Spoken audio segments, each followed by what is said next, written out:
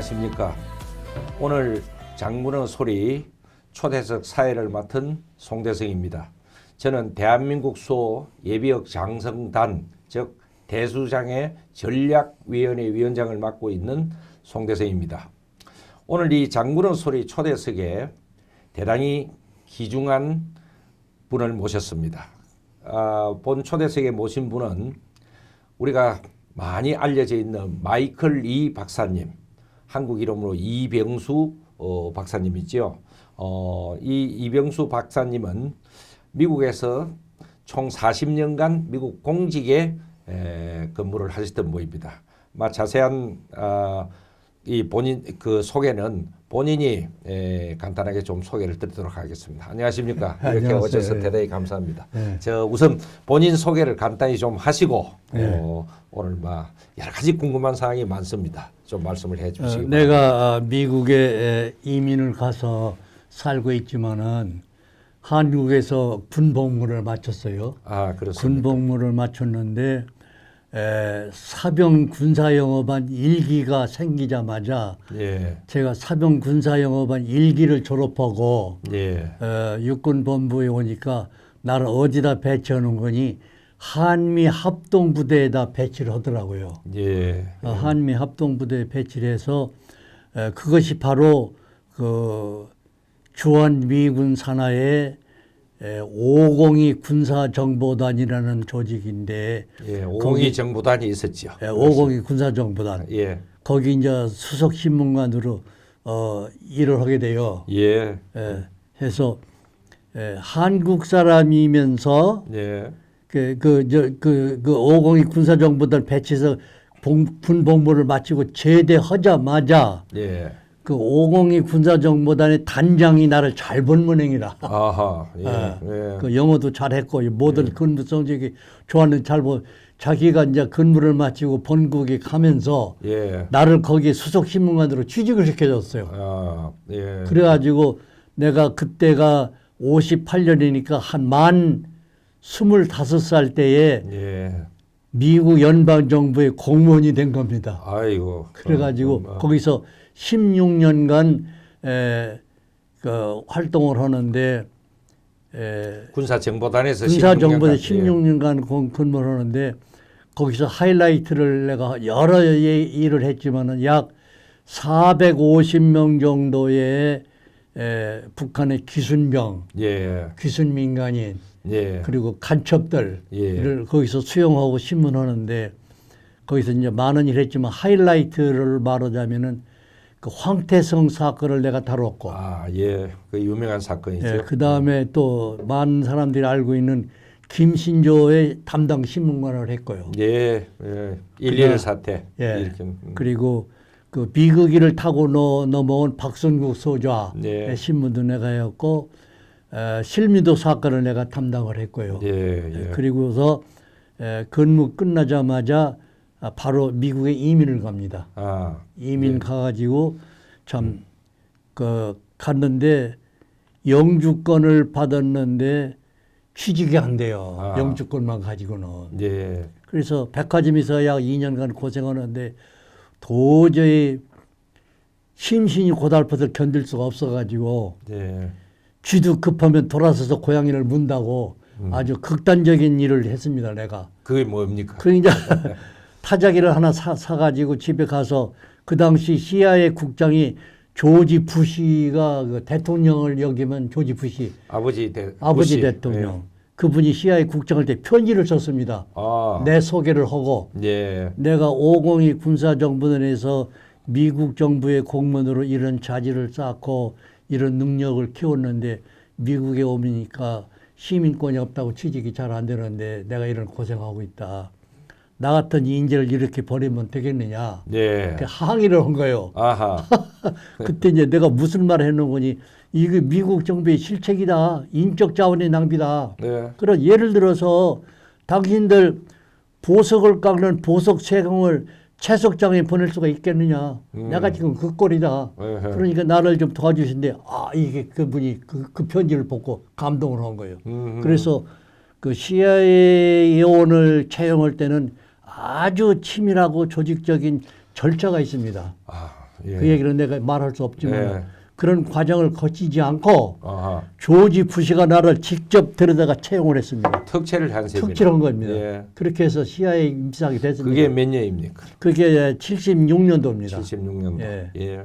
그래서 거기 들어가니까 무슨 일이 생기는 거니 그때에 북한과가 새로 생기는데 예.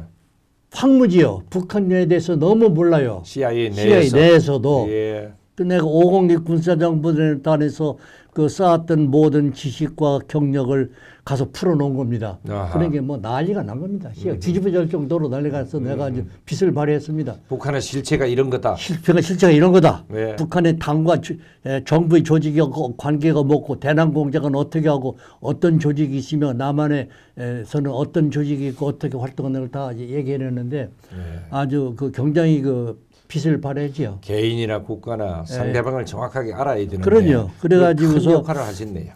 CIA에서 많은 활동을 했는데 CIA에서 총 24년을 근무했습니다. 예. 예. 24년 근무하는 동안에 내가 한 얘기가 많이 있지만은 하이라이트를 얘기하자면은 예. 김현희 사건을 내가 취재를 했고 아하. 조사를 했고 예. 황장엽 사건을 내가 조사를 했고 그렇지요. 예. 그리고 또 좀 더 큰 하이라이트는 신상옥 최은희가 북한에서 탈출할 때 탈출 공작을 내가 다 집행했습니다. 예. 네. 예. 예. 더 이상의 나머지는 사실 이거 공개된 얘기고 이거 다 예. 공개되지 않은 활동은 말할 수가 없어요. 그래서 지난번 몇 년도지요? 마이클 리 자서전이라 그럴까? 수기. 그것을 2015년도에 출판을 했는데 베스트셀러가 됐죠. 베스트셀러가 됐는데 거기에 내 활동 내용이 많이 적혀 있습니다. 예. 그래서 정리되고 이번에 한국에 나오신 것이 또 다시 재판을 최고록 재판을 논문을 한 20개 추가해서 재판을 하러 나왔는데 예. 그 내용이 공산주의의 실체와 예. 대한민국의 대북 정책에 대한 문제점 예. 그리고 미국의 국제 전략이나 한반도 전략에 대한 그 숨은 얘기들 많이 실었는데 예. 출판사들이 겁을 먹고 예. 출판을 거부하고 있습니다 지금. 아하. 그 역사의 선진국이라 하면은 역사의 진실을 객관적으로 그렇게 반드시 또 글을 쓰고 그렇게 역사적인 정언을 한 책들이 많은 국민들한테 읽혀져서 바른 역사를 이렇게 추구하고 그게 선진국에서 일어나는 일들이지요. 그래서 내가 하는 얘기가 있습니다. 늘 한국에 많은 훌륭한 학자들이나 언론인들이 있고 참 좋은 얘기를 나도 많이 배우고 그러지만은 내가 보는 관점에서는 그분들은 한국의 입장에서 다른 말로 바꾸면 그분들은 한경의 안경을 쓰고 세상을 보더라. 네. 그러니까 나는 와싱턴의 안경을 쓰고 세상을 본다. 네. 이런 관점에서 강연도 하고 글도 쓴다. 그렇게 얘기를 했어요. 그래서 저도 우리 이 박사님의 그 유튜브에 나오는 강연한 내용들 뭐 여러 번을 이렇게 쭉 보는데 사실은 미국 공직에서 은퇴를 하시고 네. 지금은 이 박사님의 그 조국은 사실 미국이죠. 예. 그런데도 제가 계산해 보니까 이민 가신 지 46년이 이미 됐는데 예. 늘 한결같이 내가 태어난 우리 조국 대한민국을 잊지 않으시고 역사의 그 정언을 하시면서 잘못된 거는 잘못됐다. 사실 그 역사의 진실은 이런 거다. 하고 말씀하시고 책으로 엮으시고 하는 게 엄청난 그 사실은 우리 역사에 도움이 되는 그런 그 내용들입니다. 그래서 그 책이 잘 출판되기를 바라고요. 오늘 저희들이 이렇게 장군의 초대석에 모신 것은 이 선생님은 무슨 뭐 정치인도 아니고 솔직히 올해 연세가 얼마입니까? 부끄럽지만 네. 88세입니다. 그러니까 건강 관리도 잘 하시고 이제 그 정도면 소위 뭐라 할까 아무 욕심이 없으시고 오직 조국 대한민국에 대한 바른 말씀 막 이런 건데 오늘 허심탄회하게 좀 우리가 어려움을 겪고 있는데 그런 문제는 이런 거다 하는 내용을 모두 듣기를 원합니다. 그래서 제가 처음에 이래 여쭤볼 것은 소위 지난 세월에 이런 일이 별로 없었는데 우리 조국 대한민국은 1948년 8월 15일에 출범한 대한민국인데 제일 중요한 가치가 자유민주주의, 소위 그렇죠. 리버럴 데모크라시라는 예, 거하고 예. 프리마켓 시스템, 시장 경제라는 거 이걸 갖고 출발을 했는데 때 아니게 지금 상당한 위기를 맞고 있어요. 그래갖고 많은 사람들이 걱정을 하는데 이게 우리 한국 내에서 걱정도 걱정이지만은 외국에서도 대한민국을 많이 걱정을 해요. 그래서 제가 워싱턴의 눈으로 지금 좀 말씀을 하시겠다. 참 중요한 말씀이라고 보는데 그거는 글로벌한 차원에서 그 미국이 가장 존경받는 것은 이런 사물이나 사건을 객관적으로 보는 겁니다. 그렇게 그렇죠. 하면 미국 사회에서 견디지를 못해요. 예. 그렇지 않으면. 그래서 이 우리 대한민국이 자유민주주의 수호라는 차에서 근본적으로 위기를 맞고 있는 그 근본 원인이 뭐라고 생각하십니까? 그래서 내가 늘 강조하는 것은 지금까지 내가 들어보고 만나본 모든 애국 인사들이 그 국가관이나 세계관에 있어서 많이 참 배우고 그분들의 의견을 존중하고 그러지만은 나는 조금 얘기를 달리 합니다. 예. 그래서 오늘 현재 우리 대한민국이 겪고 있는 모든 혼미와 혼란은 하루아침에 이루어진 게 아니거든. 예. 역사 속에서 그것이 계속 배태되어 왔습니다. 예. 그래서 내가 그걸 좀 간단하게 간추린다면 이런 얘기입니다. 우리나라에 많은 학자들과 언론인과 지식인들이 있는데 현대사를 해석하는 관점이 좀 모자라요. 예. 부족해요. 예. 객관성이 없습니다. 예. 모든 것이 주관적이에요. 예. 주관적입니다. 예를 들어서 우리나라는 과거 역사를 보면은 주변의 모든 강국들이 한 가운데 한반도가 위치해 있습니다. 예. 지정학적으로 아주 불리해요. 예. 중국, 러시아, 옛날에는 몽고, 동쪽은 일본 이런 나라는 시달리며 살아왔잖아요. 그렇죠. 시달려 왔는데 지정학적으로 빠져나갈 길이 없어요. 한 중간에 이런 골치 아픈 강국 중간에 끼어가지고 시달리며 살아왔는데 6.25 사변만 해도 러시아와 중국을 배경으로 하는 공산 세력에 의해서 시달림을 받았잖아요. 그렇죠. 그래서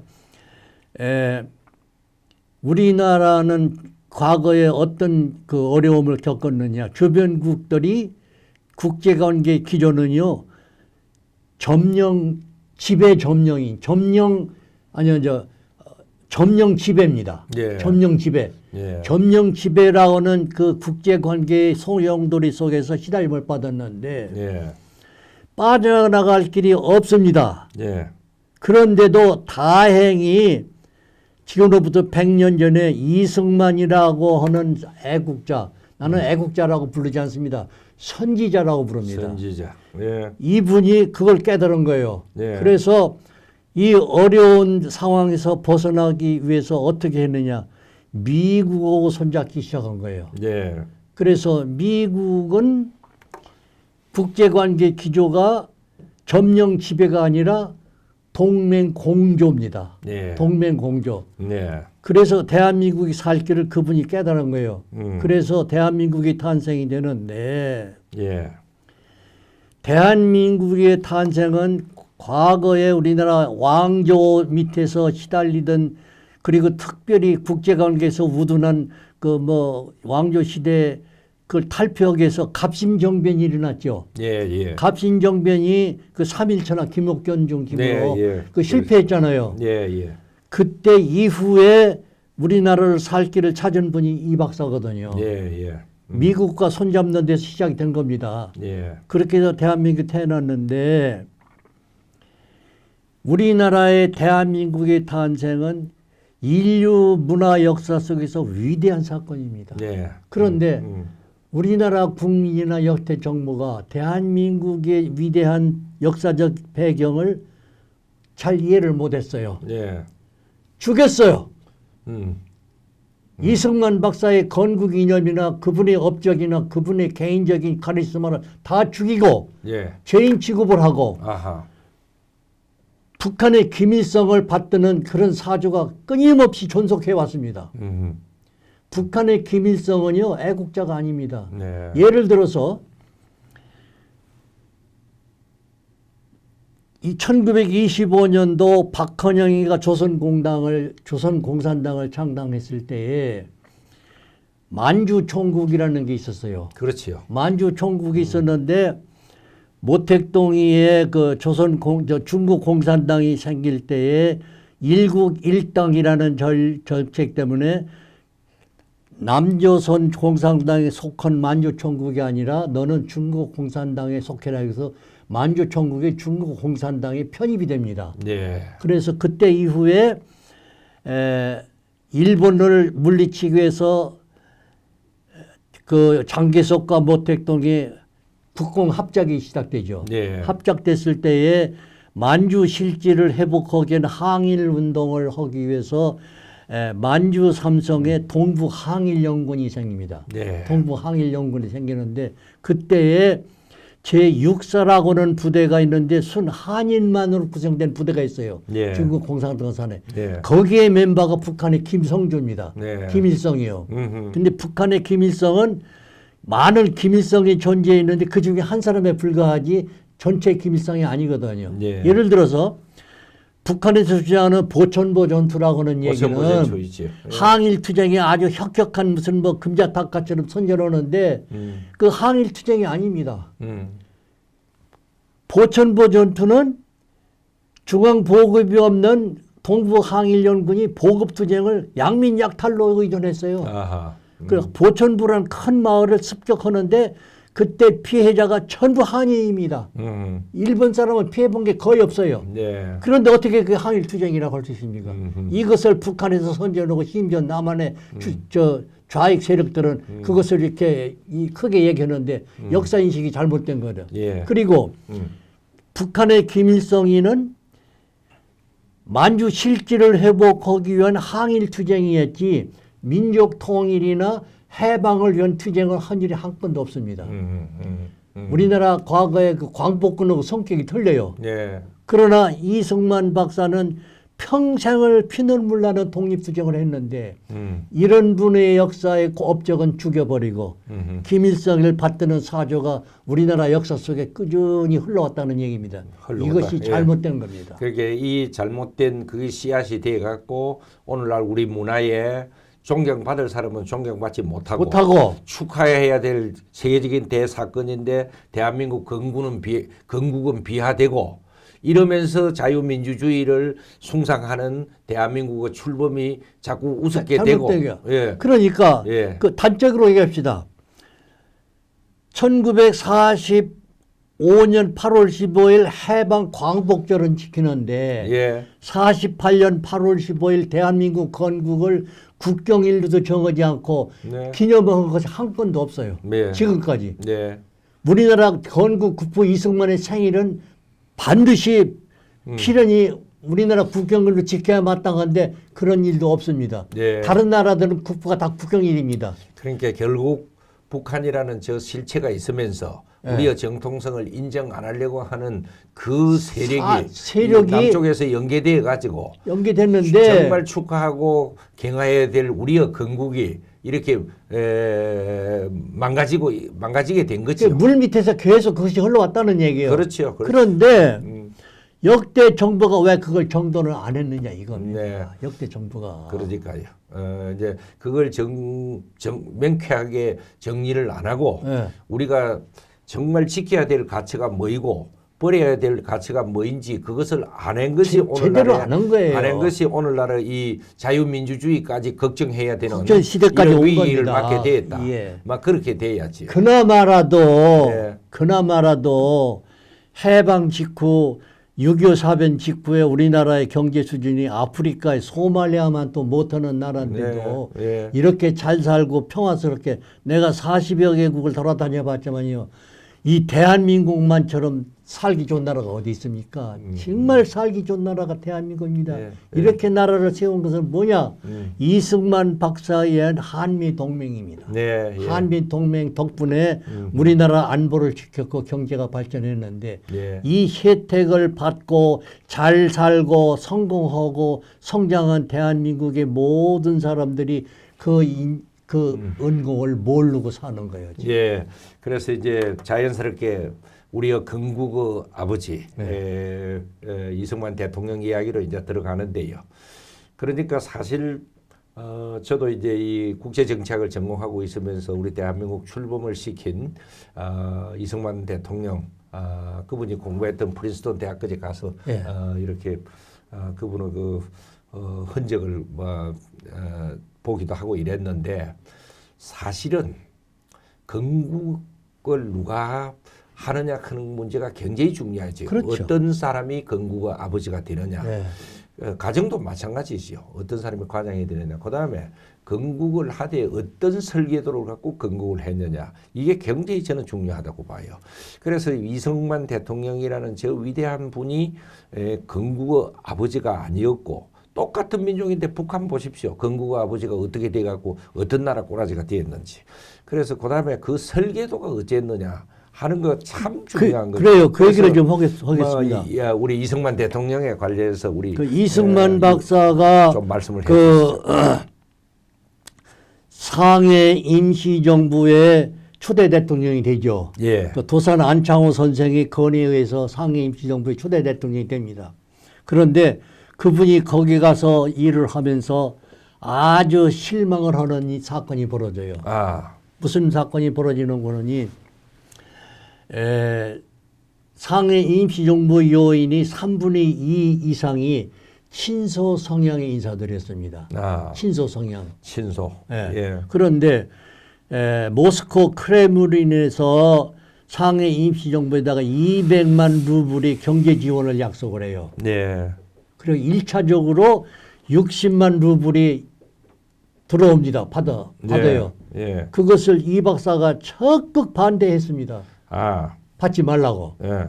그때부터 공산주의의 그 나쁜 걸 알았네. 알았죠. 예. 그래서 그랬는데 그 돈이 60만 루블이 일단 임시정부에 들어왔는데 이 박사의 반대에도 불구하고 그 돈을 누가 어떻게 썼는지 귀신도 모르고 아직까지 기록이 없습니다. 그리고 이 박사가 실망을 한 거예요. 네. 안 되겠다.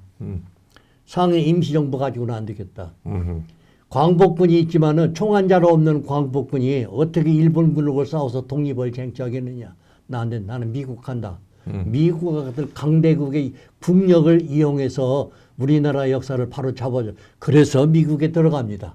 들어가서 미국에서 그 박사 공부까지 할 때까지 과정과 미국에서 그 피눈물 나는 독립투쟁을 하는데 그 과정을 내가 회고록에다 썼습니다. 썼는데 미국 조야의 그 이 박사의 그 모든 이론과 공로를 끈끈한 관계를 수립합니다. 네. 그 대한민국을 결국은 수립하게 되는데 대한민국의 건국 이념을 나는 세 가지로 요약합니다. 네. 철두철미한 반공이요. 네. 두 번째는 친미 외교입니다. 예. 세 번째는 기독교 정신이거든요. 예. 대한민국 국시다. 예. 철두철미한 반공, 예. 친미 외교, 예. 기독교 건국 정신. 예. 이 세 가지를 국시로 해서 대한민국 건설되는데 1989년도 고르바초프가 소비에트 연방의 대통령으로서 당대회, 수프림 소비에트 당대회에서 강연을 할 때에 그때 89년도입니다. 89년도. 페레스트로이카 가라스노스를 주장하면서 예. 공산주의의 모순과 독소를 그것을 지적하거든요. 예. 그래서 91년도에 소련 연방이 15개 공화국이 분리 독립하잖아요. 그렇죠. 그 사건이 벌어졌는데 예. 이승만 박사는 1923년도에 공산주의 당부당이라는 논문을 써가지고 공산주의의 모순과 독소를 지적합니다. 거기서. 예, 예. 공산주의 종주국인 소련의 대표보다도 66년 전에 그렇지. 이 박사는 공산주의 실체를 알았다는 얘기예요. 예. 위대한 분입니다. 그렇죠. 네. 이렇게 해서 대한민국이 건국이 됐는데 예. 대한민국이 건국할 당시에 국민의 75% 이상이 사회주의 선호 국민이었습니다. 아하. 국민이. 네. 예를 들어서 세계 다른 나라들은 아프리카에서 흑인을 잡아다가 노예를 삼았죠. 예. 예. 이 시조선은 자기 국민의 40%를 노예로 부렸습니다. 노비란 말이지 노비가 노예거든요. 예. 자기 국민을 40%를 노예로 부린 그 이시조선에서 도저히 안 되겠다고 입헌 공화국을 부르진 이 박사가 탈피를 해가지고 대한민국이라는 나라를 세웠잖아요. 예. 그런데도 국민 정서 밑바닥에는 기득권 세력에 대한 저항력이 아주 강하게 작용했어요. 예. 예. 그렇죠. 잠깐 끊었다 갈게요. 잠깐 끊었다 해도 돼. 그래서 네, 다시. 네, 다시. 예. 그럼에도 불구하고 그걸 다 무릅쓰고 자유민주주의 대한민국이 탄생이 되잖아요. 그렇죠. 대단한 분입니다. 예.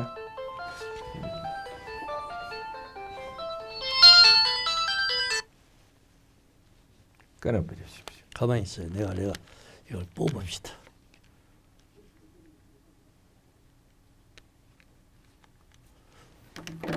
네. 그래서 이 박사가 이제 계속 대한민국을 이끄는데 불행히도 6.25 사변이 터지죠. 예. 6.25 사변이 터지는데 예상 밖으로 중공군이 개입해가지고 전세가 아주 불력이 되는데 잘못하면은 이것이 3차전으로 확대될 가능성을 우려한 미국이 휴전을 하게 되죠. 압력을 가하게 되죠. 그렇죠. 이 박사가 끝까지 반대하니까 네. 심지어는 아이젠하워 대통령이 이 박사를 제거하려고 하는 운동까지 했습니다. 예. 그 숨어 선 것도 아니고 공개적으로 이 박사 제거하려고 했습니다. 네. 이 박사는 끝까지 굴복하지 않고 대한민국을 지키고 미국의 콧대를 꺾기 위해서 한 일이 대단한 사건을 합니다. 예. 반공포로 석방이 바로 그겁니다. 예. 그렇죠. 예. 반공포로 석방. 예. 그래가지고 반공포로 석방해서 2만 6천 명이 반공포로가 이제 석방이 되는데 전 세계가 난리가 났죠. 미국 참전국 다 난리가 났는데 그때 이 박사가 전 세계 성명을 발표합니다. 뭘 발표하느냐. 우리는 공산주의를 막아내기 위해서 전쟁 중이다. 공산주의를 막기 전쟁 중인데 네.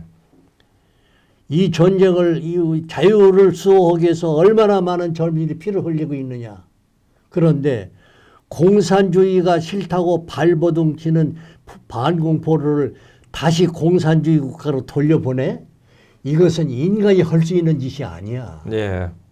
나는 우리나라 대한민국 국민을 사랑하는 대통령으로서 네. 반공포로 석방은 지극히 당연한 처사라고 생각한다고 성명 발표를 하거든요. 네. 바로 그 뒤에 미국에 있는 모든 신교 기독교 교회가 이승만 박사 지지 성명을 발표합니다. 네. 난리가 난 거예요. 네. 아이젠하워 대통령이 자기 입장이 아주 난척이 됐어. 곤란하게 됐어. 네. 내가 이 박사 제거 운동까지 했는데 아이고 미국 국민이 이 박사 지지 성명을 발표하니까 난리가 난 거예요. 그 다음에 바로 이어서 미국의 학계에서 이승만 박사는 위대한 전략가 훌륭한 대통령으로 성명 발표를 또 해요. 학계에서. 그러니까 미국 정부가 난리가 난 겁니다. 네. 그래서 맺어진 것이 한미 상호 방위 조약입니다. 3월 27일 날 휴전이 성립이 됐는데 네. 2달 나흘 만에 10월 1일부로 한미 상호 방위 조약이 체결이 됩니다. 위대한 1953년. 사건입니다. 예. 그렇죠. 그래서 우리가 흔히 이 부분에 꼭 짚고 넘어가야 될 것이 흔히 이 대한민국은 주체성 없이 무슨 미국의 무슨 식민지처럼 태어나고 북한은 주체성이 있는 것처럼 걷고 흔히 좌파들 또 북한과 이렇게 연계된 사람들이 그런 이야기를 하잖아요.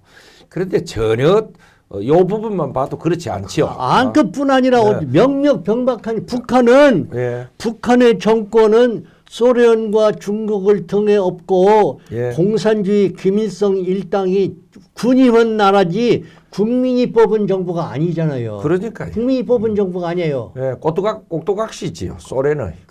예. 그래서 그 소위 국민이 뽑은 김일성 일당과 그를 추종하는 노동당은 귀족이고 나머지 2천만이 넘는 백성은 노예입니다. 지금 노예. 예, 그렇죠. 그 정통 정부가 아니거든. 예, 예. 우리나라는 정정당당하게 투표를 통해서 국회를 형성하고 국회에서 정부를 수립하는 법적 절차를 거친 합법 정부입니다. 예. 그래서 그 정리를 해보면은 아까도 말씀했지만은 우리 이승만 대통령의 위대한 점은 예. 사실 미국에 가서 독립운동을 하시면서 미국이라는 나라를 갖다가 정확하게 본 그게 거예요. 파악한 거죠. 인간다운 삶을 구가하는 나라가 어떤 나라일까? 그래요. 내가 만약에 나라를 건국한다면은 정말 좋은 나라를 만들어 봐야 되겠다. 그래 임시정부에 계시다가 거기서 이런 뭐 자꾸 소련 지지하는 게 75% 정도 되니까 이거 하다가는 잘못된 나라를 만들겠다. 다시 또 임시정부에서 벗어나와 가지고 미국을 중심으로서 건국 구상을 하고 그 설계도를 갖고 들어온 것이 1948년 8월 15일 대한민국이죠. 그러니까 이제 이런 출발 때문에 오늘날 대한민국이 이런 가치를 지키면서 이런 나라가 된 거예요. 그렇죠. 그러니까 100번 고마워해야죠. 조금 더 그 부언을 하자면은 예. 상해 임시정부 주도의 독립국가가 된다고 하면은 사회주의 국가가 될 수도 있어요. 그럴 수밖에 없었죠. 그렇죠. 그게 다 남북한 오늘날 저 남북한처럼 그런 행편없는 채빈국이 돼버리죠. 그러니까 소위 해방 직후에 그 건국 직전에 김규식이 북한에 가서 김일성, 김두목이는 남북 합작을 했잖아요. 예. 남북 합작에서 예. 이승만의 반대로 성사가 안 됐지만은 예. 거기에 조금 내가 아는 얘기를 좀 추가할게요. 예.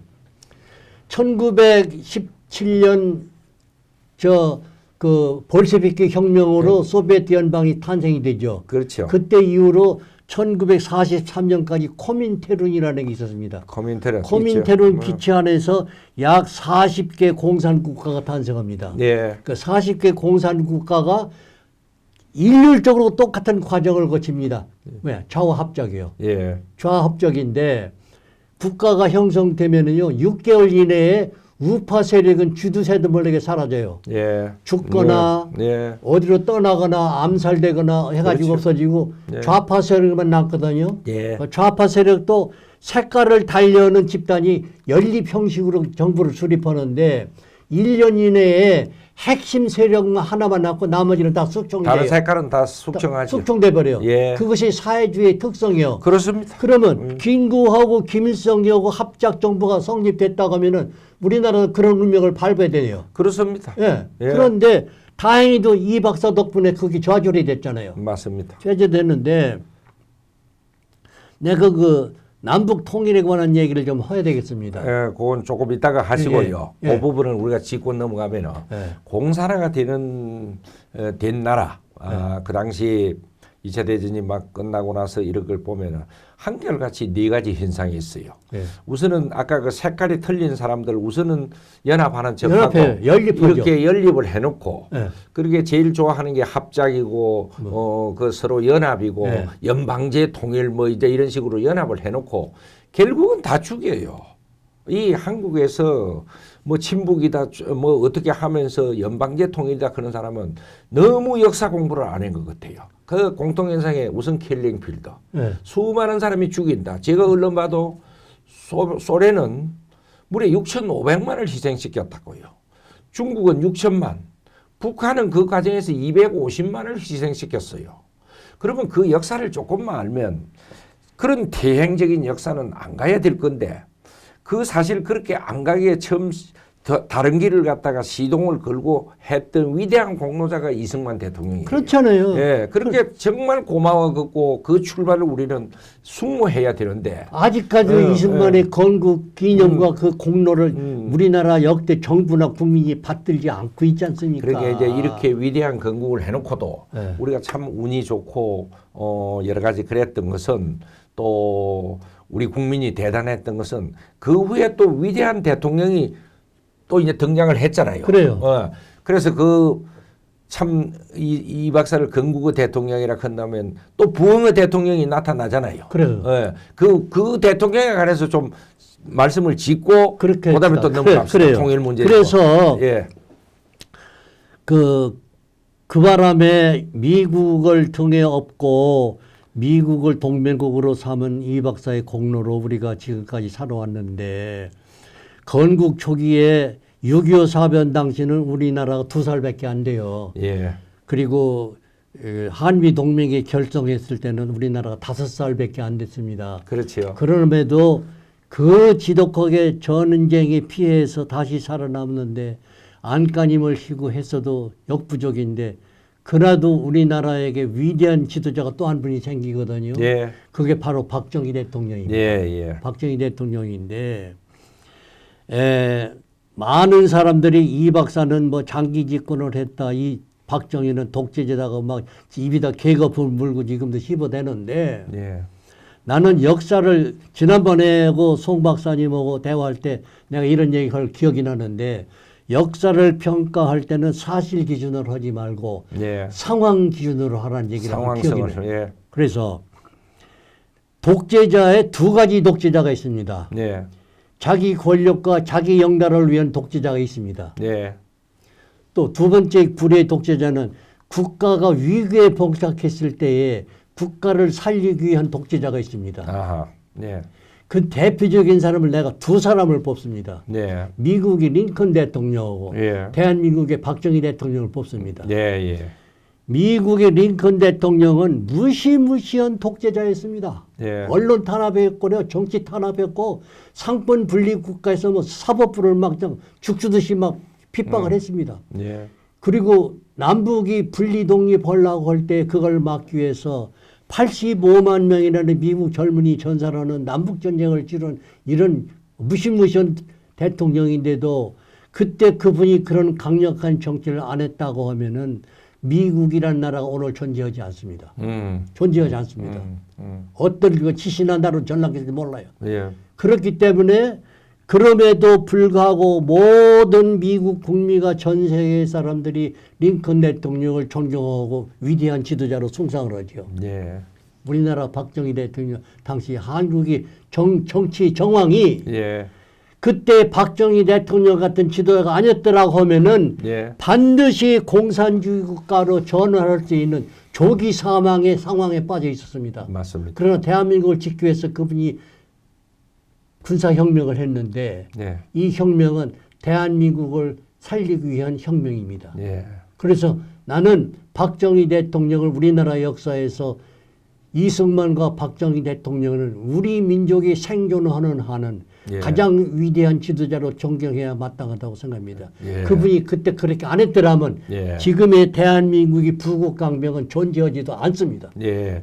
저 독재자 크니까 제가 우리 박정희 대통령이 돌아갔을 때가 1979년인데 예. 제가 미국에서 유학을 하고 있었습니다. 그때 알렌 화이팅 교수라고 유명한 그 국제정치 학자가 있었어요. 그분 클래스에 막 박 대통령이 이제 그렇게 돌아가셨다는 소식이 세계적인 뉴스가 퍼지면서 클래스에 들어갔을 때 지금도 그 교수님 이야기를 생생히 제가 기억해요. 그래서 딕테이터십이냐 오소리테리냐 할 때 프레지던트 박은 딕테이터 오소리테리안이 아니다. 딱 다른적으로 그래 독재자가 되려면 3가지 조건이 있대요. 그 양반 이야기가 첫째는 사람을 많이 죽여야 된대. 그 자기 사익을 위해서 많이 죽인대. 그렇죠. 세계적인 독재자는 스탈린도 그렇고 뭐 이북의 김일성은 말할 것도 없고 많이 죽이는데 그렇게 안 죽였다 이요.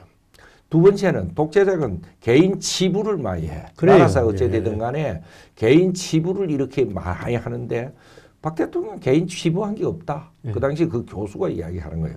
3번째로는 독재자는 선사후국이라 자기 개인 이익을 챙기고 그다음에 나라 걱정하면서 이래야 되는데 박 대통령은 진짜 모든 것이 경부 고속도로를 온다든가 우리는 민족중흥의 역사적 사명을 띠고 이 땅에 태어났다. 내가 그는 구호에서부터 실제 새마을 운동을 한 기라든가 정말 하나라도 대한민국을 살리기 위해서 엄청나게 노력을 한 부이다. 역사가 지나갈수록 그분은 독재자로 평가를 안 받을 거다. 그런 이야기를 했어요. 그렇죠. 그 미국 그 대학 그 클래스에서 그런 이야기를 한 게 지금 기억이 남는데요. 그때 이제 대한민국이 이렇게 생존하게 될 때 이 긴 역사 속에서 막 누가 진짜 공헌자냐 할 때에 그런 대한민국을 세운 이 박사, 이승만 대통령, 그다음에 부엉의 대통령, 박정희 대통령, 한미동맹 아까 중요성을 강조하시는데 그때 정말 불시에 북한이 소련을 동원하고 하고 쳐내려왔을 때 그걸 순발력 있게 대받아친 트루만 대통령 이 세 분이 대한민국을 생존케 하고 번영케 한 분이에요. 그렇죠. 그래서 지금 저도 거기에 뭐 관여를 하고 있습니다만은 정말 우리 국민 중에 뜻있는 분이 이 세 분은 우리 대한민국을 생존케 하고 번영케 한 영웅들인데 우리가 동상을 만들어야 되겠다 하고는 동상 만드는 건립추진위원회를 만들어서 한 분한테 5억씩 들여서 세 분을 지금 동상을 만들어 놨어요. 근데 우리 문화가 어떻게 된 건지 그분을 깎아내리고 그분들을 이렇게 미운 거야. 그게 이제 북한의 영향을 받은 거예요. 그래서 이 서울시에서 그 동상을 세울 자리를 허가를 안 해줘요. 그걸 세우려고 하면 해야 되는데 이게 이제 이런 문화로 되어 있습니다. 그러니까 이걸 무슨 이념 이런 차원보다도 우리 이 땅에 집을 짓고 살고 이 땅의 음식을 먹고 사는 국민 같으면 그렇게 해서는 안 되죠. 그게 어딘지. 그래서 이 역사적인 평가가 다시 돼야 된다 하는 그런 생각을 우리 이 박사님 말씀을 드린 게 더욱 절감을 합니다. 그리고 예. 지금 우리가 혼미스럽고 이런 어려운 그 국가적인 시련을 겪고 있지만은 반드시 우리나라는 그 위대한 대한민국이 원상복귀되는 날이 곧 온다고 보거든요. 예. 나라가 바로 정돈이 되면은 예. 우리가 지금까지 잘못했던 그 국가관, 예. 과거에 잘못된 우리 그 과오를 예. 회복해야 됩니다. 그래서 예. 이 박사에 대한 인식과 박정희 대통령의 인식을 다시 하는 예. 그런 그 역사적인 사건이 벌어져야 됩니다. 예를 들어서 심지어 대한민국의 건국을 반대한 김구 선생은 효창공원에다가 기념관에 동상을 세워놓고 우리나라에 이렇게 훌륭한 대한민국을 건국 이 박사는 기념관 하나 동상 하나 없고 있는 동상도 끌어내렸고 이것을 복원해서 이 박사 동상도 세우고 기념관도 세우고 그리고 그 이 박사의 건국 48년 8월 10일 건국 기념일을 국가 기념일로 정하고 이런 작업도 시작해야 되며 그게 역사 바로 세우는 운동입니다. 그리고 박정희와 이 박사라는 업적을 국정 교과에서 바로 써야 됩니다. 바로 써야 써야 되고. 그래서 그게 모든 게 그렇게 되자면은 이 정치 체제가 그 바로 세우는 역사를 만들 수 있는 정치 체제가 돼야 돼요. 체제가 돼야 돼요. 정치 체제가 국제 정치학에서는 그런 말이 있어요. 어떤 소위 영어로 political system, 정치 체제의 색깔이 어떠냐에 대해서 모든 다른 체제의 색깔이 닮아간다 그런 게 있어요.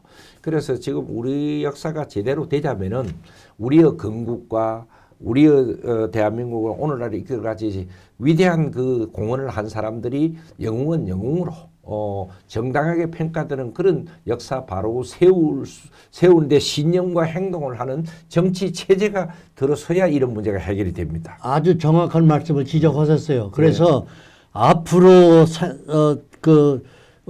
우리가 맞이할 대한민국의 신생 정부는 지금까지의 형태의 역대 정부와는 전혀 태도가 닮은 정확한 역사 인식을 바로 하는 정부가 들어서야 됩니다. 그렇게 하고 한미 동맹의 중요성이 얼마나 우리나라의 중요한가를 미국에 쭉 미국 시민으로 사세요. 이제 그 한미 동맹의 중요성과 한미 동맹으로 좀 말씀을 옮겨서 좀 해주십시오. 그래서 미국이 내가 이런 얘기 꼭 지금 기회가 되시게 얘기를 해야 되겠어요. 한국에 무슨 문제가 일어나잖아요. 심지어는 반미운동, 미국 대사 얼굴에다 칼을 대는 이 사건이 벌어지고 리파트 대사관. 예. 대사 관저에 담을 넘는 뭐 대사관 앞에서 반미 운동을 하고 성조기를 불태는 이런 그 배은망덕은 하잖아요. 예. 그래 많은 사람들이 저것 때문에 미국이 한국은 배은망덕하는 나라로 생각하고 버릴 것이다. 예. 한미 동맹도 깨지고 예. 결국은 저 미군도 철수하는 것이 아니겠느냐 이런 말이 있거든요. 그렇죠. 혼미스러웠어요. 예. 우리도 많이 걱정을 했고 예. 그런데 나는 한결같이 그걸 반대했습니다. 그렇지 그런 않을 거다. 그런 일을 발생하지 않는다. 예. 그 내가 그런 이런 논리를 전개하면서 설명했는데 설득력이 없어요. 예. 나 혼자 주장하기 때문에. 예. 그런데 최근에 아주 무서운 사건이 발생했습니다. 아니 뭡니까? 좋은 뉴스예요, 송 박사님. 예. 뭔거니? 예. 한국이나 심지어는 미국 국민까지도 예. 한미 관계가 이거 깨지는 거 아니겠느냐. 근래 그렇죠. 예. 그런 걱정들 많이 했죠. 많이 했죠. 예. 문재인 때문에. 예. 그래서 내가 늘 주장하기는 우리 집에 빈대가 들끓는데 그 빈대를 잡는 것이 순리지 우리 집에다 불을 지를 수는 없지 않느냐. 그렇지요. 그럼 문재인이 떠나는 것이 순리지 음흠. 대한민국을 미국이 버리는 건 순리가 아니다. 음흠. 미국이 그렇게 어리석은 나라가 아니다. 아. 그렇게 설명을 했는데도 예. 잘 이해를 못해요. 예. 근데 무슨 좋은 뉴스입니까? 근래? 초원이 최근에 예. 지난 1월 8일 날 예. 미국 상원에서 아하. 만장일치로 결의안을 채택했어요. 상원 아니고 상원에서. 상원에서. 예. 미국 상원에서 1월 예. 8일 날. 예. 그게 뭔고 하니 한미 동맹의 중요성을 강조하는 결의안을 통과했어요. 그렇죠. 근데 여러 말이겠지만 내가 요약해서 말씀드리겠습니다. 예. 그걸 네 가지로 요약해서. 첫째는 동맹국 대한민국은 상해 임시정부가 아닌 1948년 8월 15일 이승만이 건국한 대한민국의 정통성을 인정한다고 했어요. 아하. 그 그러니까 상해 임시정부는 상관이 없다는 얘기예요. 아. 과거에 그런 말이 있었습니다. 미국에서도. 지금 현 정부도 자꾸 그렇게 만들려고 그러지요. 그렇게 했었는데 예. 이번에 잘라버렸어요.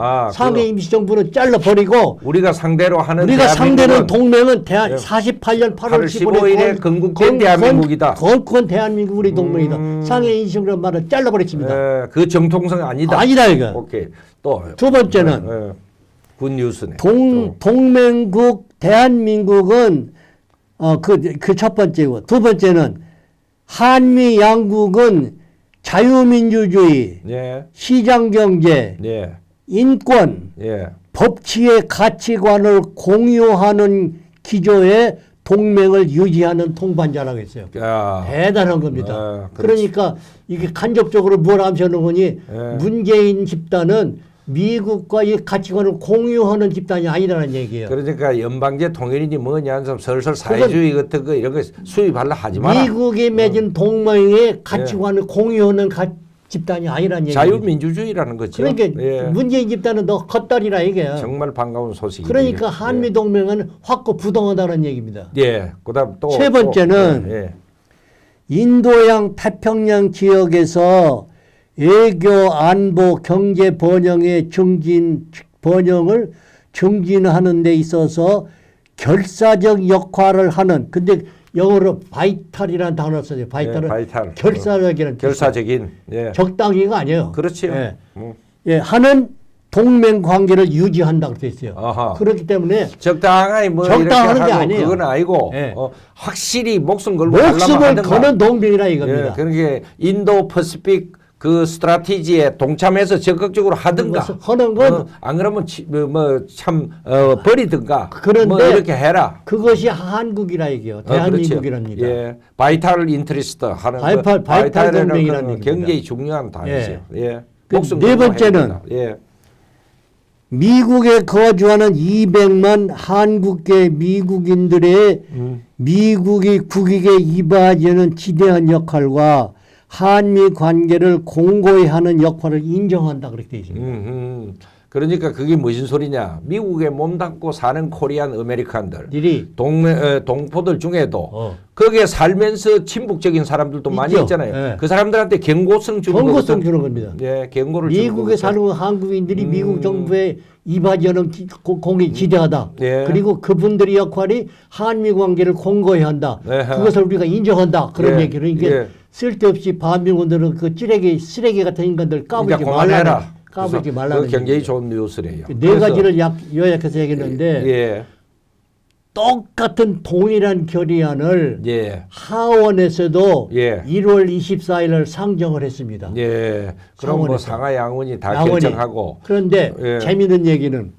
우리가 뭐 미국의 양당 정치 민주당 공화당 가지고 때로는 티격태격하지만은 국가 안보에서는 양당이 없어요. 다 그렇죠. 동일해요. 예, 그런데 이번에 하원에서 이 한미동맹 중요성을 그 결의안을 상정하는데 민주당 의원이 26명이나 참가하고 예, 공화당 의원 2명에서 28명이 공동 발의한 겁니다. 예. 그래서 이 미국이 한반도와 한미 동맹과 대한민국에 관한 입장은 확고부동한다는 것을 이번에 의회에서 천명을 한 겁니다. 참 아주 좋은 뉴스예요. 반가운 소식이래요. 예. 지난번 저희들이 그 워싱턴에서 예. 그때 이 박사님도 그 참석하셨는데 11월 12일 날 11월 12일 미 연방의회에서 예. 에리엇 엥겔 의원이 그 미 하원 외교위원장이죠. 예. 그게 참여해가지고 그때도 또 인상 깊은 이야기 좀 많이 했죠. 한미 동맹 관계를 공고히 하는. 이분이 이번에 그 하원에서 그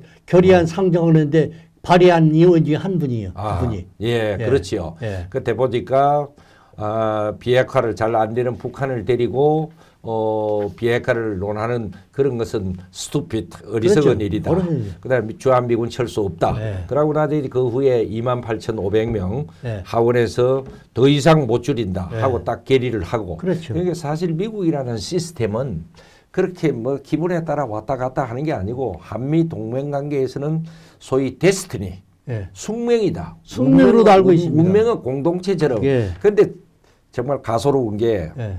어제 새로 부임한 중국 주한 대사가 예.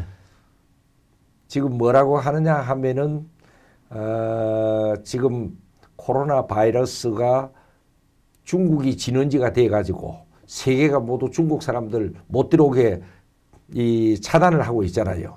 그러니까 기껏 한다는 게 여기 와서 어떻게 보면 좀 겁을 주는 이야기 같기도 하고 협박하는 것 같기도 하고 그러면서 쓰는 용어가 한국과 중국은 운명 공동체다 하는 그 이야기 듣고 한국 사람들이 참 가슴이 찡할 사람은 아무도 없어요.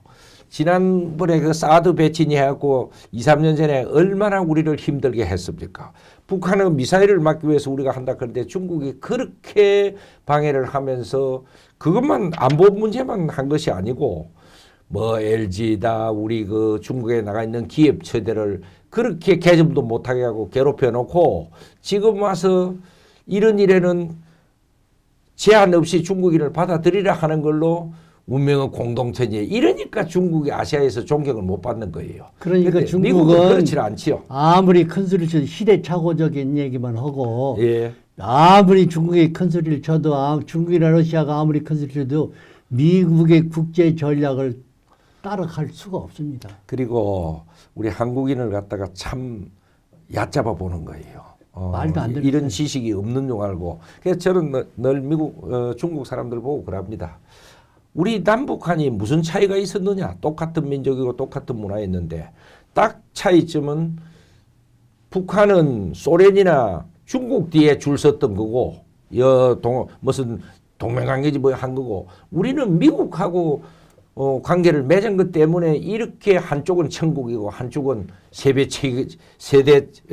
최빈국 이렇게 천당과 지옥이 갈려 있는데 무슨 부끄럽지도 않느냐 말이야. 역사를 저래 만들어 놓고 반성해라 그런 이야기를 하는데 한미동맹은 참 중요하지요. 한미동맹은요 예. 중요한 정도가 아니라 우리나라의 생명선입니다. 그렇죠. 생명선. 누가 예. 감히 미국이 우리 동맹국인데 예. 우리를 넘봐야 됩니까? 말도 안 되는 얘기예요. 그렇죠. 괜히 현재 일어나고 있는 모든 국제적인 상황은요 일시적인 상황이에요. 지금 한반도 평화가 뭐 지켜지는 것이 뭐 현 정부는 대화와 뭐 어째서 그렇다. 저는 그렇게 생각 안 해요. 안 됩니다. 한미연합 방위 체제라는 세계 초초 강대국 저 무서운 군사력을 갖고 있는 미국이 한미연합 방위 체제라는 이 체제를 주한미군을 갖다 놓고 있으면서 만약에 한국을 공격하면은 그것은 미 본토 공격이다라고 한미 방위조약에 의해 갖고 무섭게 딱 이렇게 하고 있기 때문에 평화가 되는 거지. 그렇죠. 뭐 입만 벌리면 가짜고 합의는 합의고 실체는 전혀 다른 문제고 합의해놓고도 지금 계속 9.19 남북 선언을 해놓고 지금 저 미사일 실험 다 하고 실천 안 하는 거 봐요. 그 힘으로 되는 게 합의를 아니에요. 지킨 일이 한 건도 없어요. 없어요. 예. 이제 그런 어떤 면에서 예. 우리 국민들은 이 정말 진짜 대한민국을 살리고 번영케 하는 나라가 관계가 어떤 건가 하는 걸 갖다가 다시 한번 역사의 경험 속에서도 우리가 조금만 머리 쓰면 알 수 있는 거예요. 그렇죠. 이제 그렇게 하시고 그 다음에 이제